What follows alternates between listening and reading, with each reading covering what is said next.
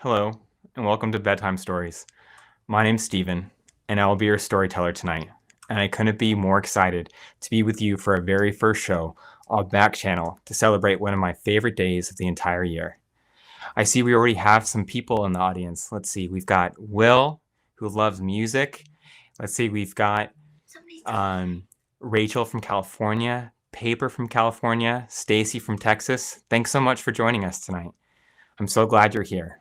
We will talk more about what makes today so special a moment, but first, I want to tell you a little bit more about bedtime stories. Bedtime stories is a skill where you can listen to classic fairy tales like Cinderella and Little Red Riding Hood, tales of heroes and characters from Sherlock Holmes to King Arthur, myths and folk tales from around the world, children's stories like Winnie the Pooh and Peter Pan, and classic works of literature like Pride and Prejudice and Frankenstein. You can listen to a new story every night as you settle into bed by saying your device's name and open bedtime stories. But don't say that just yet. I've got something else for you to say to be part of our live show tonight. For those of you who are new to Back Channel, like me, let me tell you about how this works. One of the amazing things about being here with you tonight is just not about me reading a story, which I will do, but you all get to be part of this live show. I want to hear what you think about the story, this special day, and anything else that you feel like talking about. So if you're watching us on an Echo show or another device with a screen, just go say and then tell us what you want to say. And if you are listening on an Echo Dot or another device without a screen, go to backchannel.tv to join the show's chat. Now that you know how to join the show, let's try it out. I told you before, this is one of my favorite days of the year. Do you know what day it is?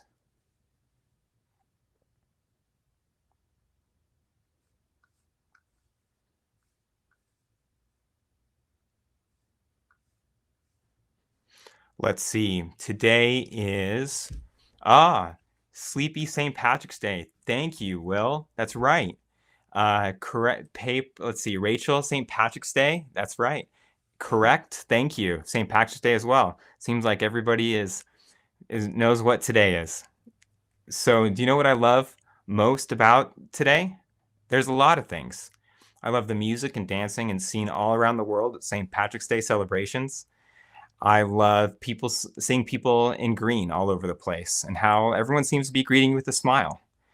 But one of the things I love most about St. Patrick's Day is the stories and the history of the country where it all started. Who can tell me the name of the place where St. Patrick's Day was first celebrated? Oh, hi from Grandma. Hi. Hi, Grandma. So let's see. This island is known as the Emerald Isle. It is in the Atlantic Ocean. It's very close to England. Let's see. Ireland, that's right. A land rich in history and storytelling. And I love stories and how they make something new and familiar come alive. Before I came to bedtime stories, I taught middle school language arts and history and loved to teach my students through stories. And I'm so thrilled to be able to take what I did in the classroom to our audience every night on bedtime stories. For our show tonight, we're going to talk a little bit about the history of St. Patrick's Day. Then we're going to introduce one of the Irish fairy folk that always seems to pop up this time of year. And then I will tell you a bedtime story. After the story, I'll ask some questions about Ireland, St. Patrick's Day, and that special, tricky little fairy. Speaking of stories, let's talk about who St. Patrick is. St. Patrick was a Catholic saint who is believed to have been born in Britain, an island very close to Ireland, now called England, around 1600 years ago, at the time when Romans occupied the island. At the age of 16, he was kidnapped by pirates and sold into slavery in Ireland. After living there in captivity for several years, he escaped, made his way back to England, and back to his family farm, where he began to study Christianity to become a priest. Sometime after he finished his studies, he volunteered to return to Ireland to teach people there about Christianity. Legend has it that when he came to Ireland, he did two things that people still talk about today. First, he sent all the snakes out of Ireland. And second, he used the three-leaf clover to teach people about the Christian God. which is why the three-leaf clover, or what some people call the shamrock, is still used as a decoration on St. Patrick's Day. While the day was originally celebrated by Irish Catholics, it became very popular with many others around the world as people left Ireland and settled in other countries, especially the United States. As St. Patrick's Day has spread around the world, the holidays become more and more about a fairy creature from Ireland that always seems to be making one kind of mischief or another on St. Patrick's Day. This tricky little sprite is known for guarding pots of gold at the end of rainbows, enjoying a beverage or two, and generally making trouble for those who have no manners. Maybe some of you have even made a trap for one in your class at school. I know my kids have. Do you know what creature I'm talking about?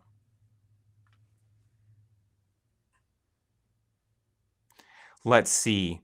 They tend to have red beards and dress from head to foot all in green, have black shoes with silver buckles, gold buckles. Sometimes they're silver. Let's see. It's a leprechaun. Thanks, Stacy. Our story tonight talks a little bit about what leprechauns are like, what they do, where to find them.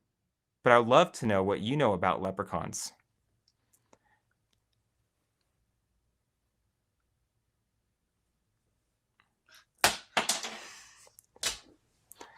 So, leprechauns are merry, industrious, tricksy little sprites who do all the shoemaker's work and the tailor's and the cobbler's for the fairy nobility, and are often seen at sunset under the hedge, singing and stitching.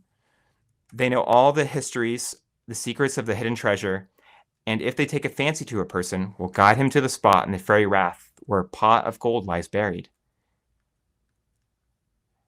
So before we begin our story, I'd like to welcome a special guest, my daughter Ella, who is going to sit and listen to tonight's story with me.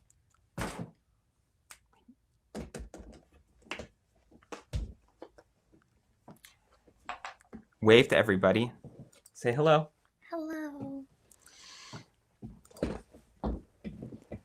So, now that we're all here, everyone grab a blanket, snuggle up, close your eyes, and take a deep breath. Breathe in and out. In and out. Imagine bright green grass, rolling hills, the sound of wind and waves. Welcome to Ireland, a place full of history and magic, and home to the Leprechaun. The Leprechaun by Lady Jane Wilde. Once upon a time, there was a poor boy called Connor, who used to drive his cart of turf daily back and forth in the area around his home to make what money he could by the sale. Connor was thought to be a fairy changeling, for he was very different from the other people who lived nearby. He was very quiet, he joined in no sports, and scarcely ever spoke to anyone, but spent his nights reading all the old bits of story he could find.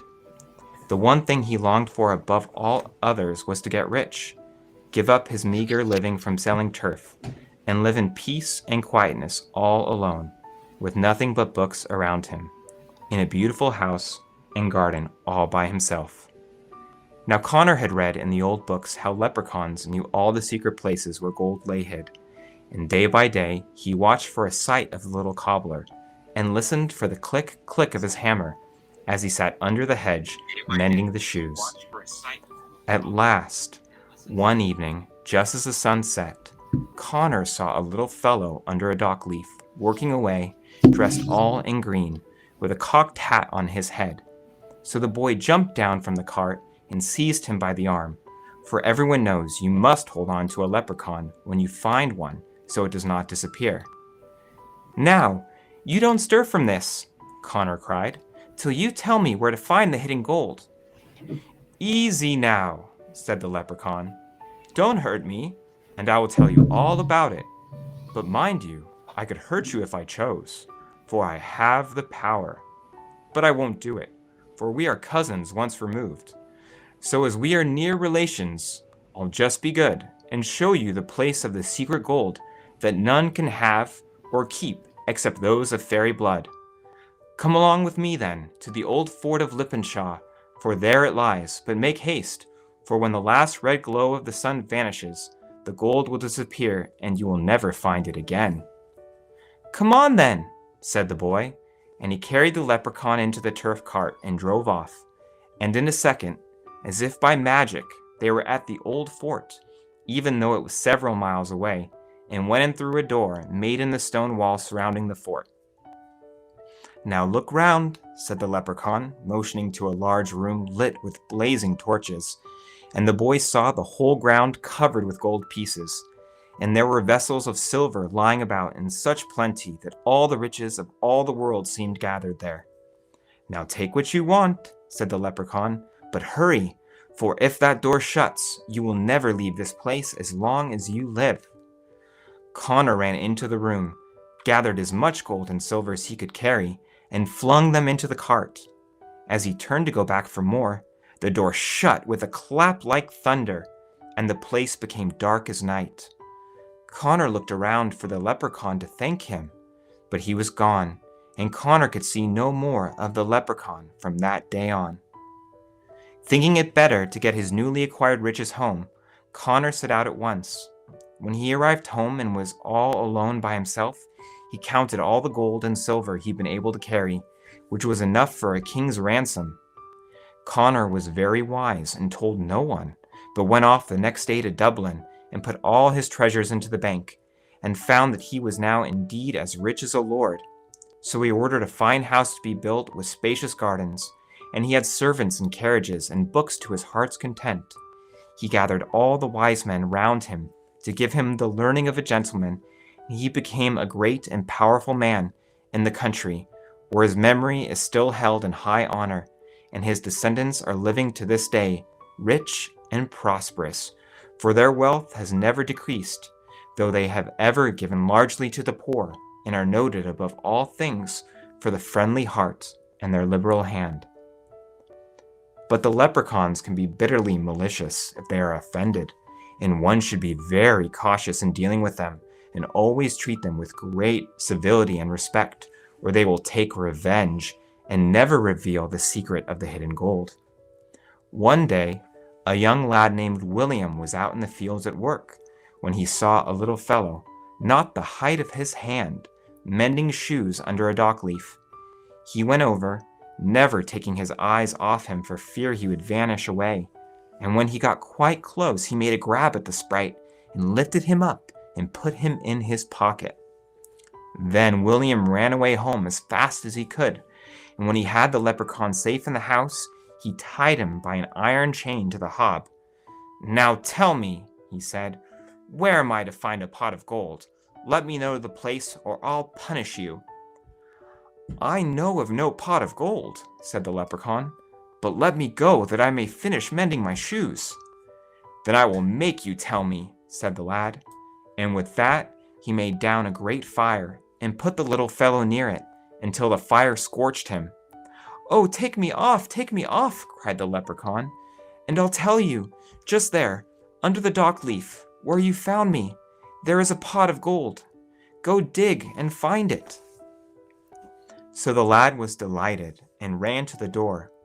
But it so happened that his mother was just then coming in with a pail of fresh milk, and in his haste, William knocked the pail out of her hand, and all the milk was spilled on the floor. When his mother saw the leprechaun, she grew very angry and kicked him out the door. "Go away, you little wretch," she cried. "You have spoiled the milk and brought ill luck to the house." In a moment, the leprechaun disappeared. William was none too upset about the leprechaun leaving, for he had been told where the gold was hidden. As soon as his mother's back was turned, he ran off to find the dock leaf, though he came back very sorrowful in the evening, for he had dug and dug nearly down to the middle of the earth, but no pot of gold was to be found. The same night, his father was coming home from work, and as he passed an old fairy rath, he heard voices and laughter, and one said, "They are looking for a pot of gold, but they little know that a crock of gold is lying down in the bottom of the old quarry, hid under the stones. But whoever gets it must go on a dark night at 12 o'clock midnight and go alone so that no one else might claim it." Hearing this, the old man hurried home, thinking all the while of the grand times he could have with a pot full of gold. When he got home, he told his wife what he had heard, and that, despite it being a moonless night, he was to go down to the quarry at once, and she must stay at home and watch for him, and not stir from the house till he came back, for he remembered the warning he had heard. Now the wife was none too pleased with the plan, for she knew her husband would not share the treasure, and she too had many dreams of what she would do with the gold. So when he was gone, she said to herself, "If I could only get to the quarry before him, I would have the pot of gold all to myself, while if he gets it, I shall have nothing." And with that, she went out and ran like the wind until she reached the quarry, which had steep sides and was dug deep into the rock. She began to creep down very quietly in the black dark, making slow but steady progress down a narrow path until she came to a great stone that blocked her way. She tried to climb around it, but stumbled over it and fell down and down till she reached the bottom, and there she lay groaning, for her leg was broken by the fall. Just then her husband came to the edge of the quarry and began to descend, but when he heard the groans he was frightened. "St. Patrick's Cross, save us!" he exclaimed. "What is that down below? Is it evil or is it good?" "Oh, come down and help me!"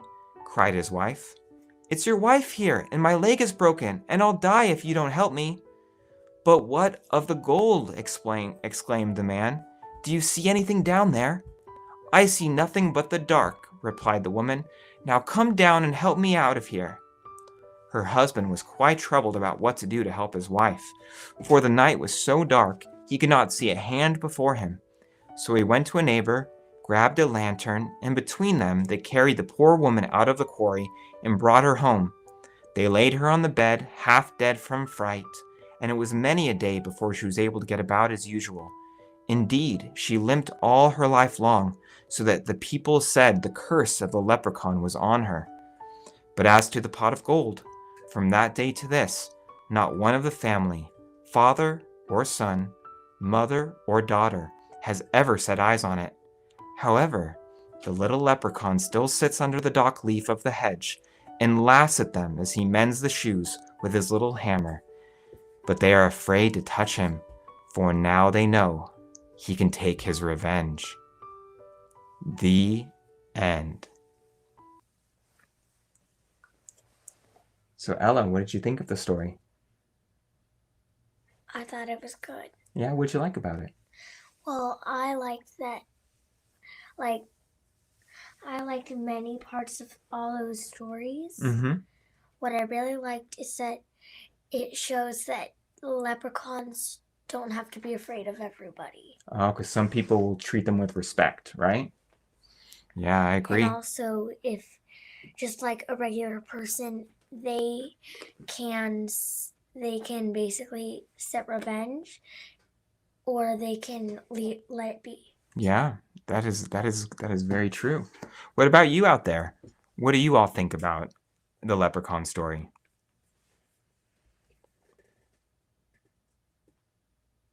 Let's see, who do I see out there?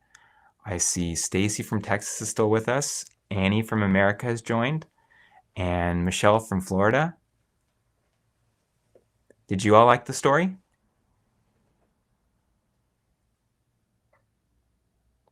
From Max, leprechauns are scary. They can be. And Stacy, thank you. I think that this is an amazing story too. I'm glad you liked it as well, Danny. All right. Remember, so now we're going to ask some questions about the story, leprechauns and St. Patrick's Day. So remember, to answer a question, you can just call out to your device by its name and say, and then give your answer.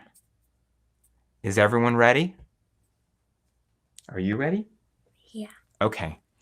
All right. First question. Why did both Connor and William quickly grab hold of the leprechaun when they saw him? Let's see if anyone in the audience was paying attention. Oh, Stacy, yes. Glad you were paying attention. Let's see. Ella, do you know I don't want you to give the answer yet, because I still want to give a little bit of time. But do you know why you have to grab hold of a leprechaun? Yeah. Okay. All right. Let's see if everyone else in the audience is as sharp as you. Oh, Stacy said because it would be disrespectful to grab hold of a leprechaun. It would be, yeah. We don't want to touch people who don't say it's okay. So that is very true. But in the story, Ella, why do you have to grab hold of a leprechaun when you see one? Because if you look away, then it might disappear. Yeah, it might disappear. Why? How can leprechauns disappear? Because they have magic. Oh, they have magic. That's right. All right. Second question. Why do you think the leprechaun helped Connor but tricked William?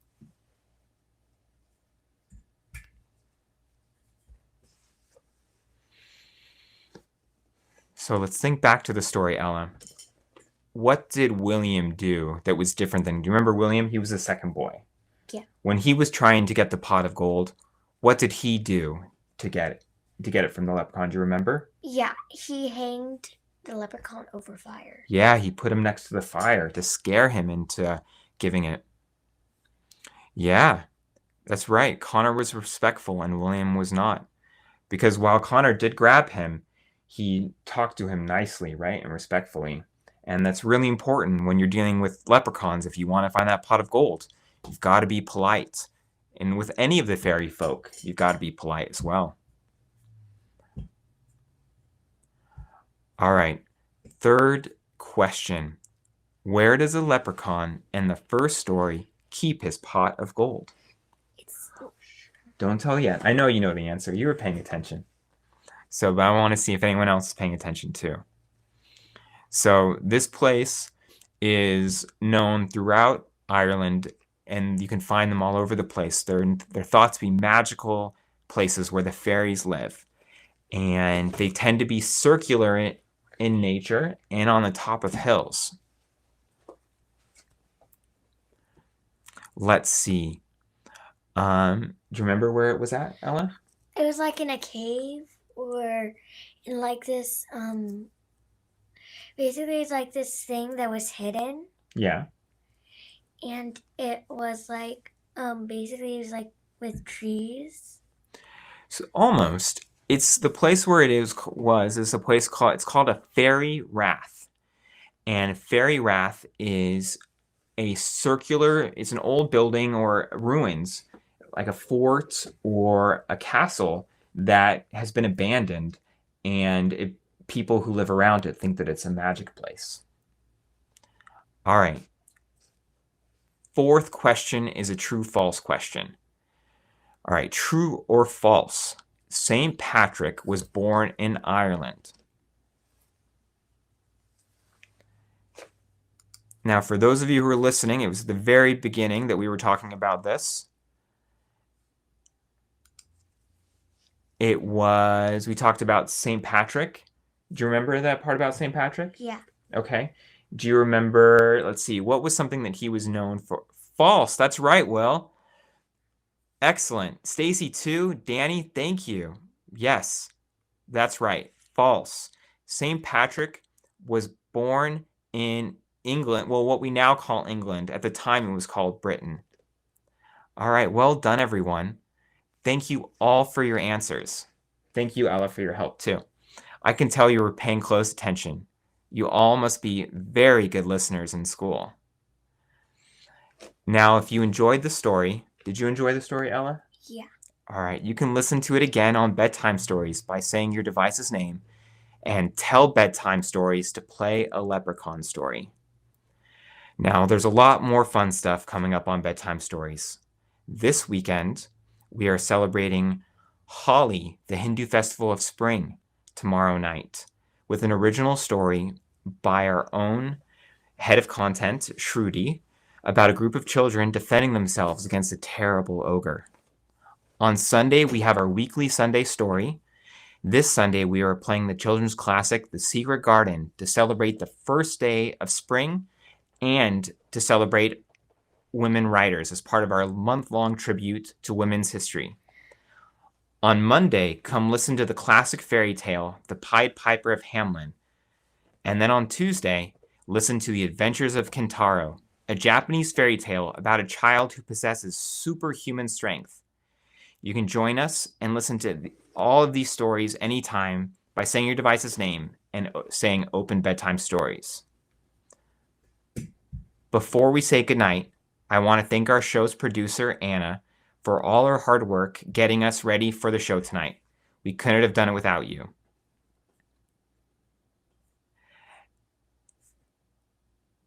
And thank you to all of you out there who joined in on the program for listening and answering questions and being a part of the show. I hope you all have learned a little bit about St. Patrick's Day and about how you should treat a leprechaun if you ever find one. Thank you so much for being a part of our show tonight. We hope to see you all again very soon. Now our time together has come to an end. The day is done, and night has wrapped us all in darkness. The moon and the stars are out to share their muted light. And with that, I wish you all sweet dreams and a very good night.